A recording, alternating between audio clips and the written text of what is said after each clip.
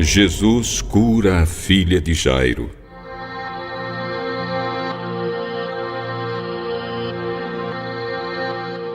Cafarnaum, cidade da Galileia, situada à beira do lago de Tiberíades. Jesus começou a falar ao povo. Um homem chamado Jairo chegou aflito e, chorando muito, se jogou aos pés de Jesus. Mestre, minha filha está morrendo, ela só tem 12 anos, por favor, eu sei. O Senhor tem poder de curar minha filha. Vou lá agora mesmo. Pedro, Tiago, João, venham comigo. Os outros permaneçam aqui. Precisamos atender ao povo. Quando iam subindo a rua, chegou um empregado de Jairo. Ele estava muito nervoso. Seu Jairo, não precisa mais incomodar o mestre. A menina morreu.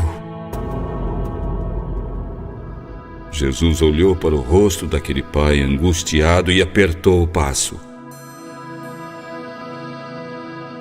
Jairo, não se preocupe. Tenha fé. Pode confiar. A casa estava cheia de pessoas que choravam em altas vozes. Era costume naquele tempo. Jesus entrou. Por que estão fazendo tanto barulho? A criança está dormindo. E ele não sabe que ela já está morta. Por favor, saiam. O mestre se aproximou da menina, os pais e os 3 discípulos também. Enquanto o pai e a mãe soluçavam em sua dor, Jesus olhou para a pequena morta e colocou a mão na sua cabecinha.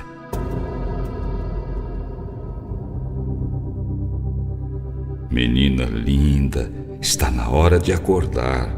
Vamos, Talita, levante-se. Ela se mexeu, suspirou, abriu os olhinhos. Mamãe, por que você está chorando? A mãe não sabia se ria ou chorava de tanta felicidade. Esta criança, ela precisa comer alguma coisa.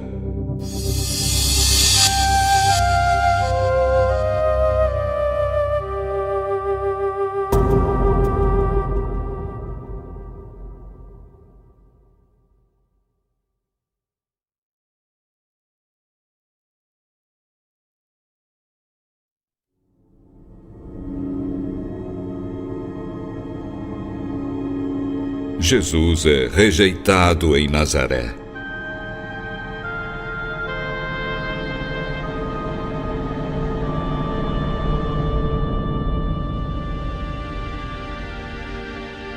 Aquele sábado foi um dia especial na vida de Jesus.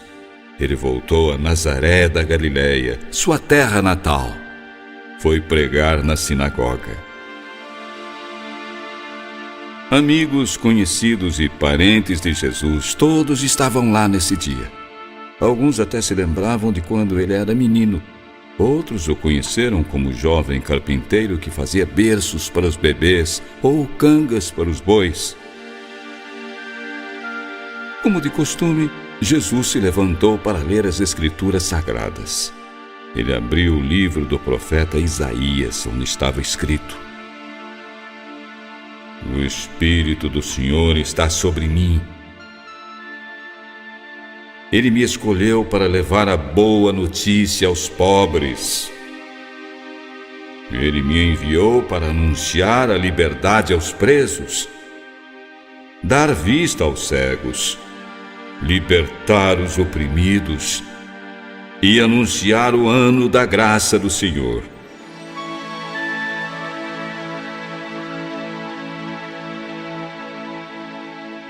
Todos olhavam admirados para Jesus.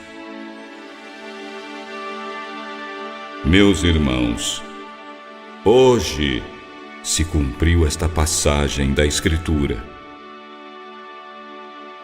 Há uns tempos atrás eu consertei seus móveis, mas agora consertarei corações sofridos.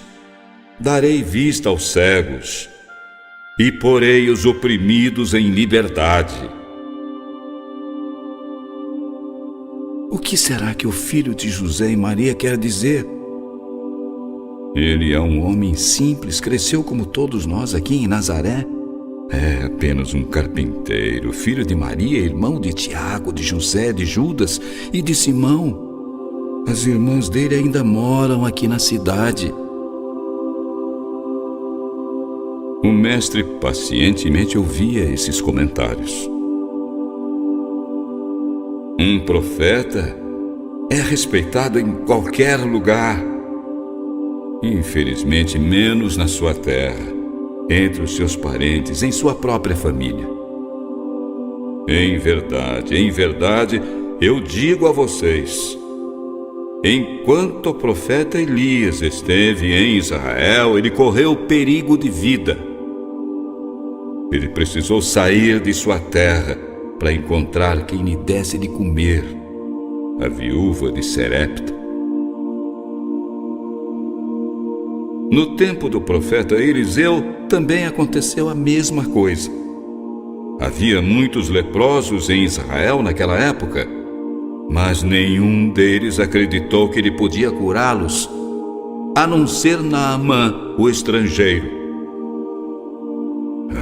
Quando ouviram isso, todos na sinagoga ficaram com uma raiva. Ele estava sugerindo que os estrangeiros tinham mais confiança no Senhor do que os judeus, o seu povo escolhido. Então eles arrastaram Jesus para fora da sinagoga. A intenção deles era levar o filho de José e Maria para fora da cidade até o cume de um monte e matá-lo.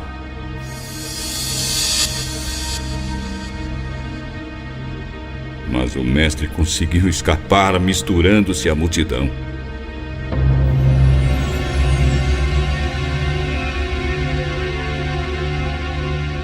Ele pôs a sua mão sobre uns poucos doentes no meio do povo e os curou. Por causa da incredulidade, Jesus não pôde fazer nenhum milagre em Nazaré.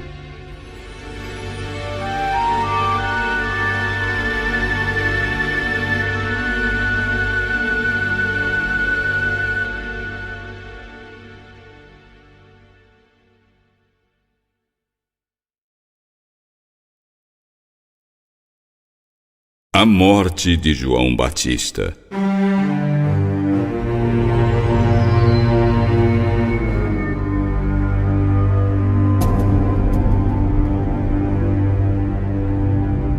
O rei Herodes ouviu falar da fama de Jesus. Alguns diziam: João Batista ressuscitou dos mortos, por isso ele tem poder para fazer tantos milagres. Outros diziam: é Elias, é um profeta. Herodes tinha mandado amarrar e prender João, porque o profeta lhe tinha dito muitas vezes: a lei proíbe que você se case com a mulher do seu irmão. O rei se casou com a cunhada Herodias, esposa de seu irmão Filipe. Herodes queria matá-lo, mas tinha medo dos judeus, porque eles achavam que João era profeta. No seu íntimo, Herodes respeitava João. Sabia que ele era um homem bom e até o protegia. O rei mal conseguia falar com João, ficava perturbado, mas gostava muito de ouvir as palavras do profeta. Herodias queria vingança. E esse dia chegou. Era o aniversário de Herodes. O rei convidou os auxiliares do palácio, os oficiais do exército e os cidadãos importantes da Galileia. Todos compareceram. De repente, no meio da festa, Salomé, a filha de Herodias, começou a dançar. E dançou maravilhosamente bem. foi aplaudida de pé pelos convidados. O rei Herodes também elogiou a dançarina. Estava encantado. Salomé, peça o que quiser, minha filha. Eu juro, darei qualquer coisa que você me pedir, ainda que seja metade do meu reino. A dançarina sorriu, olhou para a mãe. Mamãe, o que devo pedir? Eu quero que você peça ao rei numa bandeja a cabeça de João Batista.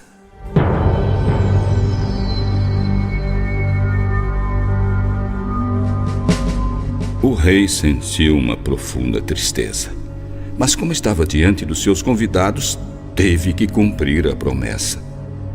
Mandou imediatamente os guardas do palácio à prisão. A ordem do soberano foi cumprida. E durante aquela festa natalícia do rei, num ritual sádico e macabro, foi apresentada numa bandeja a cabeça do profeta do deserto.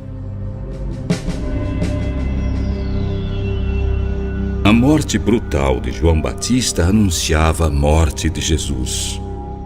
Isso porque tanto João como Jesus colocavam em perigo os princípios éticos daquela época.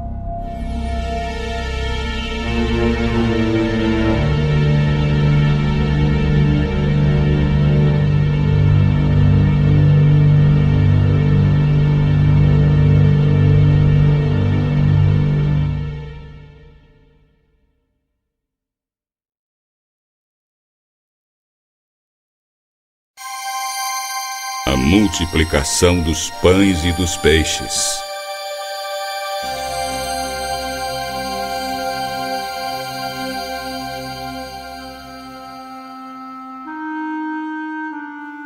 Os apóstolos voltaram cansados da viagem que fizeram por toda a Galiléia.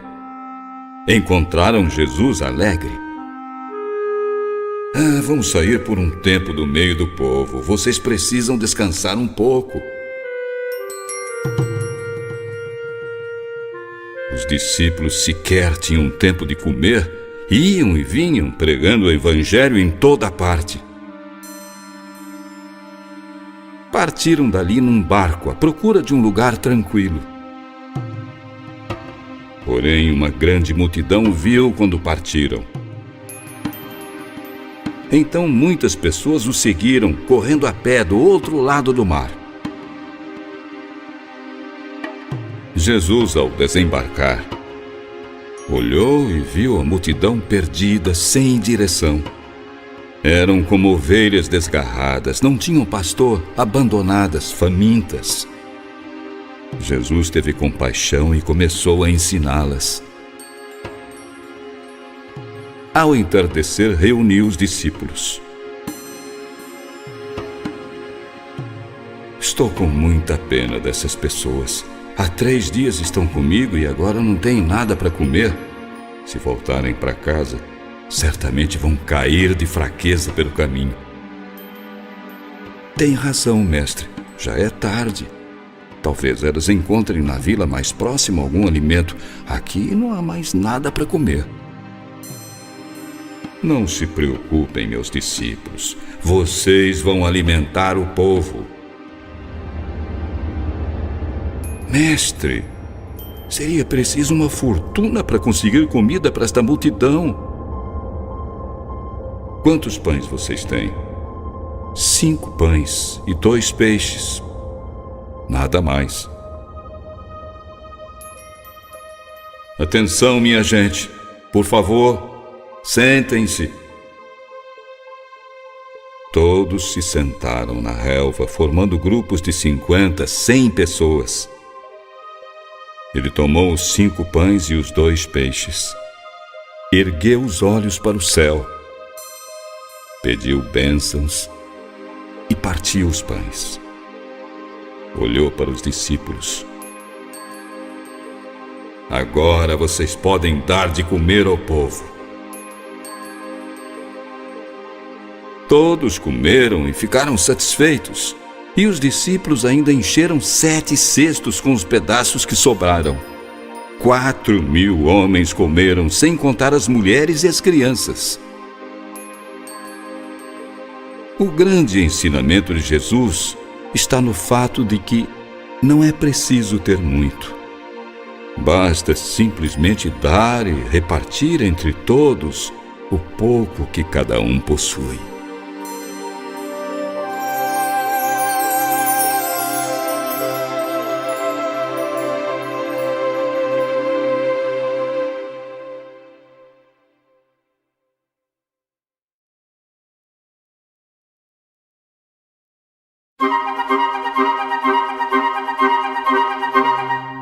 Quem é Jesus para você? Atravessando o mar da Galileia, Jesus e seus discípulos foram à região de Cesareia de Filipe. Lá o mestre perguntou pela primeira vez: Meus amigos, quem os homens dizem que eu sou? Os discípulos ficaram se entreolhando. Bem, alguns dizem que o Senhor é João Batista que voltou à vida. Outros, Elias, o profeta que devia voltar de novo. Jeremias. Jesus pensou um pouco. E vocês? Quem vocês dizem que eu sou? O Senhor é o Messias, o Filho do Deus vivo. Muito bem, Pedro, mas eu ordeno, não contem isso a ninguém.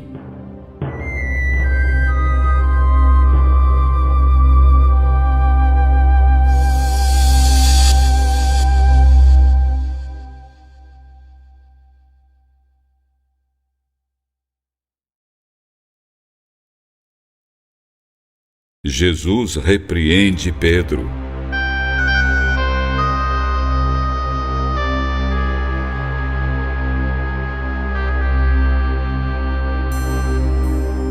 Agora os discípulos tinham conhecimento que Jesus era realmente o Messias prometido, o Salvador, o Filho único de Deus. Os judeus continuavam pensando que o Salvador prometido reinaria sobre eles com poder e glória material. Porém, Jesus não tinha o perfil do Messias esperado por eles. Não era um líder político. Ele agia da maneira que o Pai mandava. Pregava o amor a todos. Então, o mestre deu o segundo passo. Começou a prepará-los para tudo o que devia acontecer. Meus amigos, eu preciso ir para Jerusalém e ali os líderes judeus, os chefes dos sacerdotes e os professores da lei vão me fazer sofrer muito. Serei morto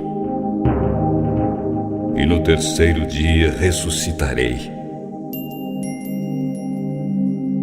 Jesus nem acabou de dizer que seria morto e viu uma expressão diferente no rosto de seus discípulos. Eles ficaram frustrados. Esperavam participar com Jesus da glória do reino de Deus.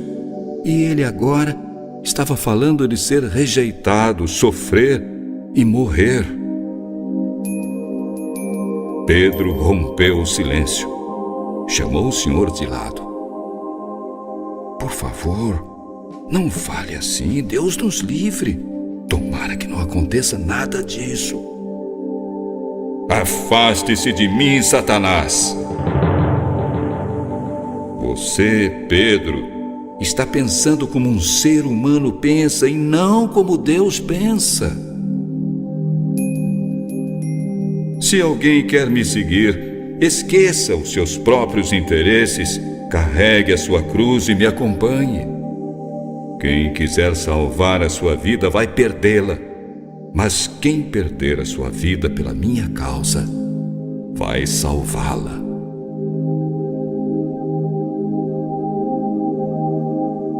Que vantagem terá alguém se ganhar o mundo inteiro e perder a sua vida? Não há nada que possa pagar para ter a sua vida de volta. Se alguém se envergonhar de mim e das minhas palavras diante dessa geração adúltera e pecadora, também o Filho do Homem se envergonhará dele, quando vier na glória do seu Pai com seus santos. Eu garanto a vocês, alguns dos que estão aqui não morrerão sem ter visto chegar com grande poder o reino de Deus.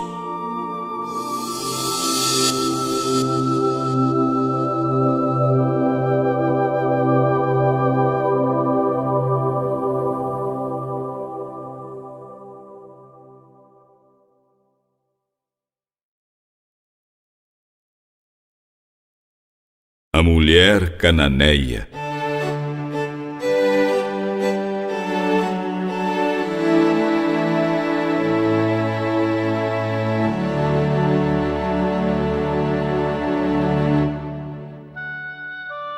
Jesus deixou a Galiléia, foi para a região de Tiro e Sidom. Procurava conservar em segredo a sua presença naquela cidade. Entrou rapidamente numa casa, porém a multidão logo descobriu que ele estava lá. Apareceu imediatamente uma mulher. Ela estava aflita. Era uma estrangeira, desprezada. A filha estava possuída por um espírito imundo. Ela se ajoelhou aos pés do mestre. Jesus, por misericórdia, tire esse demônio da minha filha. Mulher, primeiro tenho de socorrer a minha própria família, o povo judeu. Não devo tomar a comida dos filhos e jogá-la para os cachorros. A mulher humildemente balançou a cabeça. Sim, senhor, eu concordo, mas os cachorrinhos debaixo da mesa, eles também comem as migalhas que sobram dos filhos. Muito bem. Por causa dessas palavras, eu vou curar a sua filhinha. Pode ir, ela vai ficar boa. Quando a mulher chegou em casa, encontrou a menina deitada, quietinha na cama. O espírito mal tinha saído dela.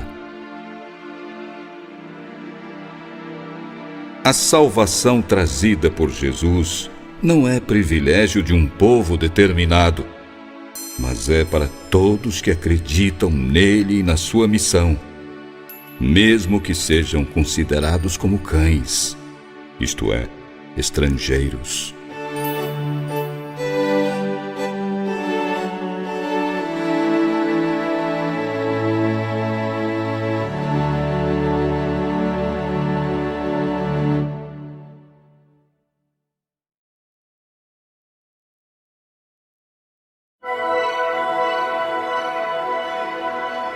Outro milagre de Jesus. Ao sair de Tiro, Jesus foi para Sidom.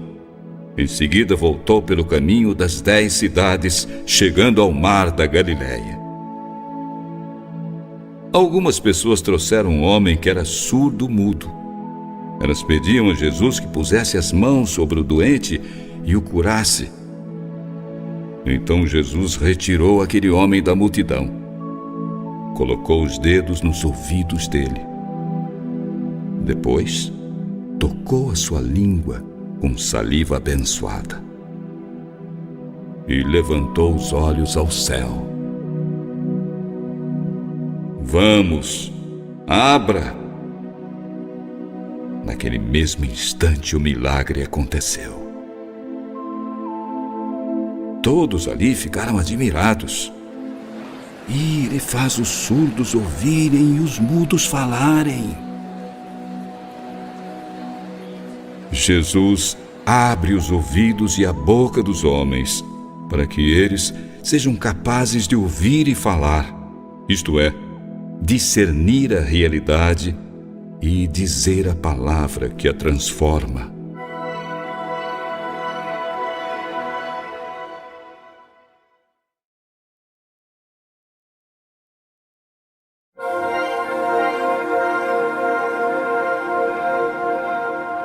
A transfiguração de Jesus. Jesus reuniu os discípulos. Alguns de vocês viverão para ver o reino de Deus chegar com grande poder e glória. Os discípulos não entenderam muito bem o que o mestre estava dizendo. 7 dias depois, Jesus levou Pedro, João e Tiago e subiu ao monte para orar. Enquanto orava, seu rosto estava brilhante, resplandecia como o sol. Suas vestes foram iluminadas com uma luz muito forte. E Jesus não estava só. 2 homens apareceram ali e começaram a conversar com ele. Eram Moisés e Elias. Estavam cercados de uma glória celestial. Falavam com Jesus a respeito da morte que, de acordo com a vontade de Deus, ele ia sofrer em Jerusalém.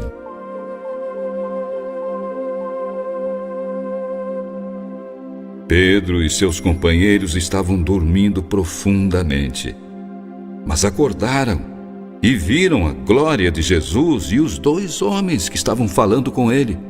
Ficaram deslumbrados. Senhor, este lugar é maravilhoso. Vamos construir aqui 3 tendas, uma para o Senhor, outra para Moisés e outra para Elias. Neste momento, uma nuvem brilhante cercou Jesus. E os discípulos ouviram uma voz do céu: Este é o meu filho muito amado. Escutem o que ele diz.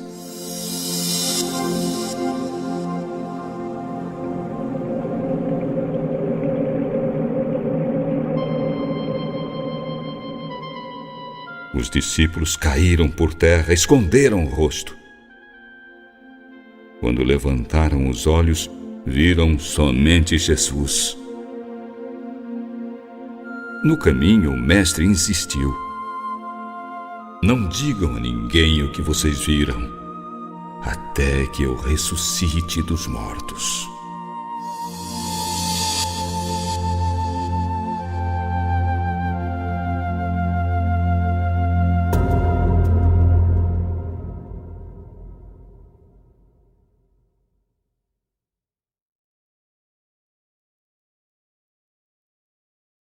A cura de um jovem.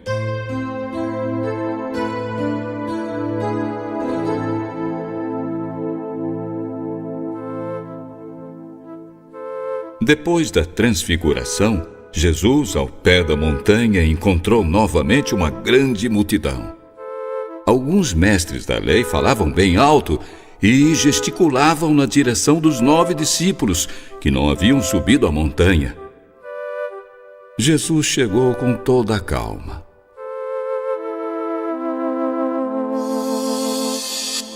Por que vocês estão discutindo? Um homem saiu da multidão e entrou no assunto. Mestre, eu vim trazer o meu filho. Ele não consegue falar. Está possesso de um espírito mudo. Sempre que o demônio toma conta, ele espuma, range os dentes. Ele está se acabando. Então eu pedi aos seus discípulos que expulsassem este demônio, mas eles não conseguiram. Jesus olhou para os 9 discípulos. Vocês não têm fé? Quanto tempo mais eu devo ficar com vocês até que finalmente acreditem? Podem me trazer o menino. Mas o demônio, quando viu Jesus, agitou fortemente o menino e ele caiu no chão, contorcendo-se, espumava pela boca. Jesus se aproximou do pai do menino. Há quanto tempo acontece isto com ele? Desde pequeno, mestre, e o demônio muitas vezes o fez cair até no fogo e na água para matá-lo. Senhor, tenha misericórdia de nós, por favor, se puder, faça alguma coisa. Se eu puder, tudo é possível para quem acredita. Senhor, eu acredito, mas por misericórdia, aumente a minha fé. Jesus olhou ao redor e viu que a multidão estava crescendo. Sentiu que precisava curar logo o menino. Demônio da surdez e da mudez, eu ordeno: saia deste menino e nunca mais entre nele. Então o demônio deu um grito, sacudiu o menino e ele ficou no chão.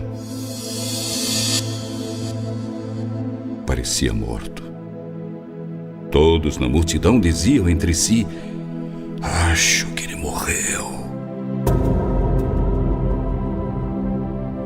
Mas Jesus, que tudo sabe, com muito desvelo, tomou o menino pelas mãos e ele se levantou. Vejam, ele está vivo e passa muito bem.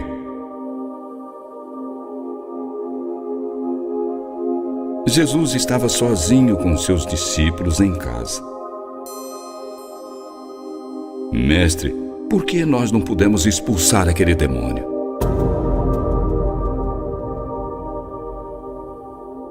Casos como este, meus amigos, exigem muita oração. Partiram dali e voltaram para Galiléia. Jesus não gostava que divulgassem estes acontecimentos.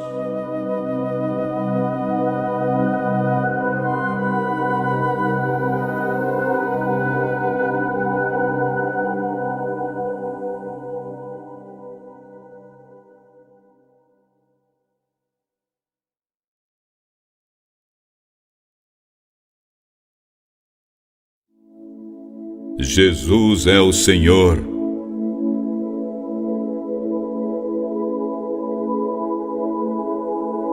Jesus estava no pátio do templo ensinando. Aí chegaram os chefes dos sacerdotes e os professores da lei com os líderes do povo. Diga-nos, que autoridade o senhor tem para fazer essas coisas? Quem lhe deu essa autoridade? Eu também vou fazer uma pergunta a vocês. Quem deu autoridade para João batizar? Foi Deus ou foram os homens? Aí eles se entreolharam com bastante desconfiança. E o que vamos dizer? Se dissermos que foi Deus, ele vai perguntar: então, por que vocês não acreditaram na palavra de João? Mas se dissermos que foram os homens, vai ser pior ainda. Corremos o risco de ser apedrejados. Toda esta multidão acha que João é um grande profeta. Não sabemos quem mandou João batizar. Então, eu também não digo com que autoridade faço estas coisas.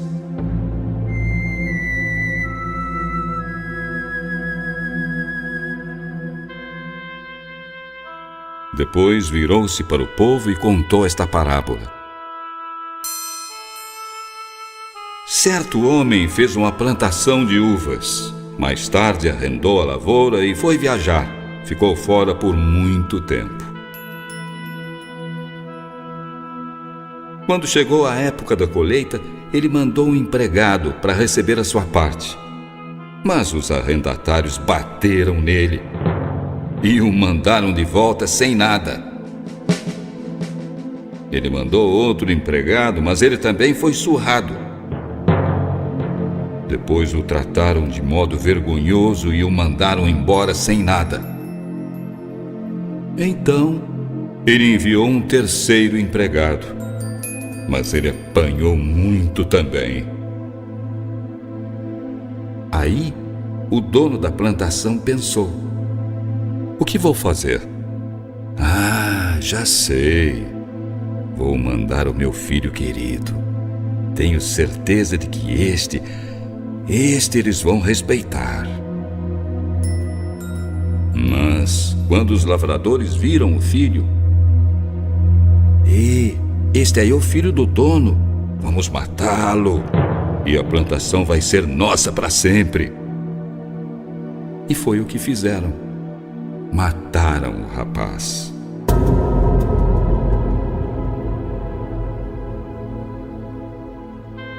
O que o dono da plantação vai fazer agora? Ele vai e pessoalmente mata aqueles homens e dá a plantação a outros. As Escrituras dizem: a pedra que os construtores rejeitaram, ela se tornou a pedra angular, de fato a mais importante. Ela foi dada pelo Senhor. E como é maravilhosa! Quem cair em cima dessa pedra ficará em pedaços. E se a pedra cair sobre alguém, essa pessoa vai virar pó.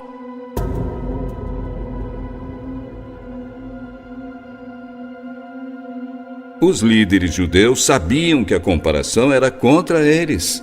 E mais uma vez quiseram prender Jesus, mas tinham medo do povo.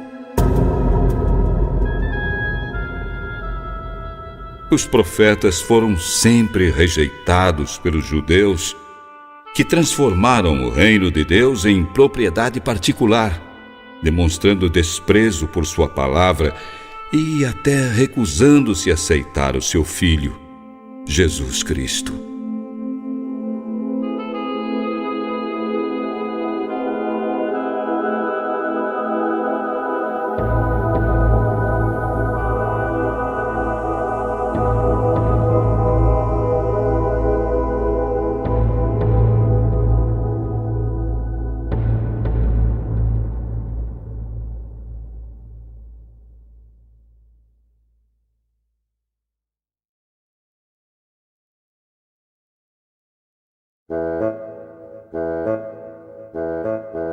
O fariseu e o cobrador de impostos.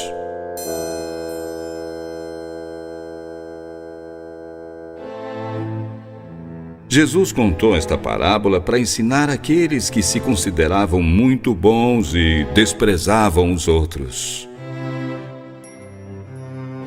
2 homens foram orar no templo. Um era fariseu e o outro cobrador de impostos. O fariseu ficou de pé e orou sozinho. Oh Deus, eu te agradeço porque não sou avarento, desonesto, nem imoral como os outros homens. Eu te agradeço também porque não sou como este cobrador de impostos, este aqui do meu lado. Eu jejuo 2 vezes por semana e te dou a 10ª parte de tudo quanto ganho. Mas o cobrador de impostos ficou de longe e nem levantava o rosto para o céu. Ele batia no peito e dizia: Oh Deus, tem pena de mim, sou muito pecador. Eu afirmo a vocês, foi o cobrador de impostos e não o fariseu, e voltou para casa em paz com Deus. Porque aquele que se exalta será humilhado, e quem se humilha será exaltado.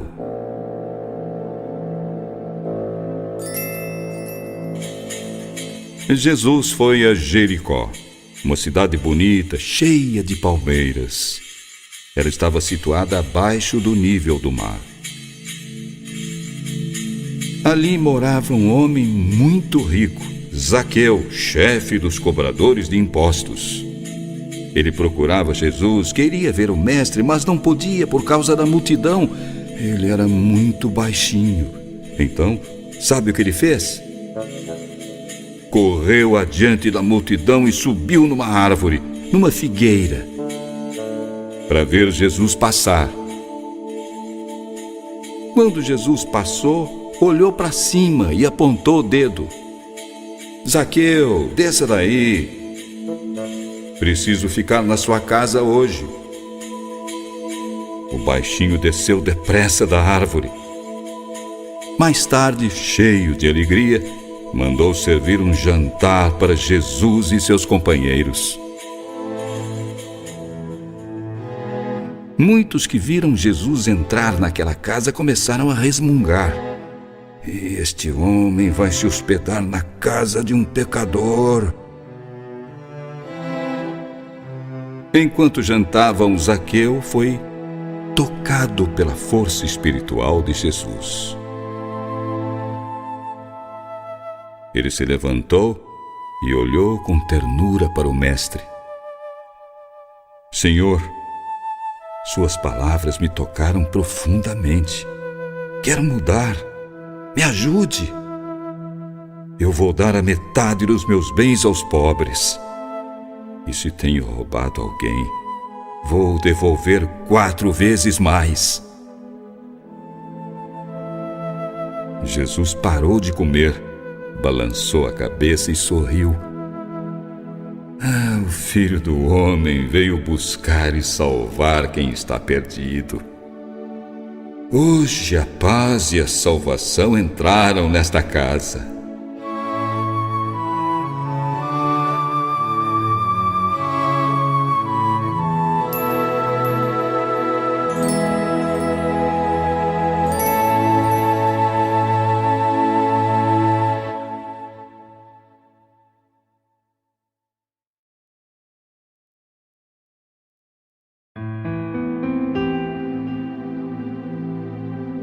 Quantas vezes devemos perdoar? Pedro se aproximou de Jesus. Mestre, quantas vezes devo perdoar uma mesma pessoa? Os fariseus ensinavam que no máximo deveria ser 3 vezes. Quantas vezes você acha, Pedro? 7 vezes, meu senhor. Não. Eu digo a você que é 70 vezes 7 que devemos perdoar os nossos irmãos, ainda que sejam a mesma pessoa. Analise comigo, Pedro. Certa vez um rei mandou verificar quanto cada um dos seus servos lhe devia. O primeiro devia tanto dinheiro que seria praticamente impossível pagar. O rei mandou então que seus bens, ele e toda a família, fossem vendidos para saldar a dívida. O homem ajoelhou-se aos pés do rei e implorou um prazo para o pagamento. E o rei, sabendo perfeitamente que ele jamais poderia pagar aquela dívida tão alta, sentiu pena dele. Tudo bem, levante-se. Vou perdoar a sua dívida. Não precisa me pagar mais nada. O homem saiu do palácio e, lá fora, encontrou um carpinteiro que lhe devia pouco dinheiro. Ele agarrou o homem pelo pescoço. Quero que você pague imediatamente o que me deve, tudo! O carpinteiro pediu um prazo. Inutilmente, ele não deu. Algumas pessoas que presenciaram a cena foram contar ao rei. Ele ficou muito zangado e mandou chamar o homem que ele havia perdoado. Servo mau! Eu perdoei tudo o que me devia porque senti pena de você e sua família. Mas você não teve compaixão. Mandou prender o pobre companheiro. Por isso você vai ser preso também, até que pague tudo o que me deve. É assim que o meu Pai agirá com todos vocês, se não perdoarem sempre uns aos outros e de todo o coração.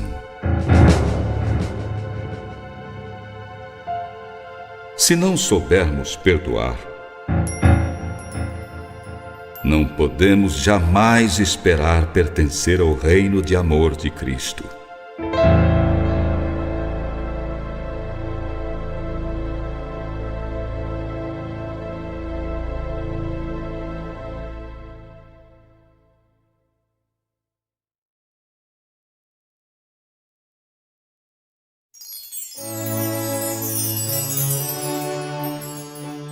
No 7º CD, vamos conhecer melhor o evangelista João e o objetivo principal de seu evangelho. Momentos inesquecíveis como a presença de Jesus no casamento de Caná da Galileia, sua indignação com os vendilhões do templo de Jerusalém e o diálogo do mestre com o professor Nicodemos a respeito da nova vida. Tudo isso no próximo CD. Até lá!